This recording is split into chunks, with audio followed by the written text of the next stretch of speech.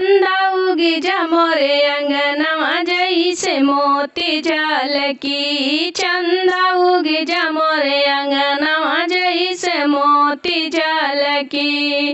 मोती झलकी जैसे मोती झलकी। चंदा उगी जा मोरे अंगनवा जैसे मोती झलकी।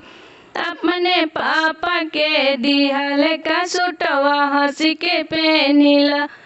अपने पापा के दिहल का सूटवा हंसी के पहनिला। हंस के पहनिला हो बना भी हंस के पहनिला। हंस के पहनिला हो बना भी हंस के पहनिला। अपने जीजा के पैरोल का सूटवा हंसी के पहनिला। अपने जीजा के पैरोल का सूटवा हंसी के पहनिला। चंदा उगी जा मोरे अंगनवा जैसे मोती झलकी।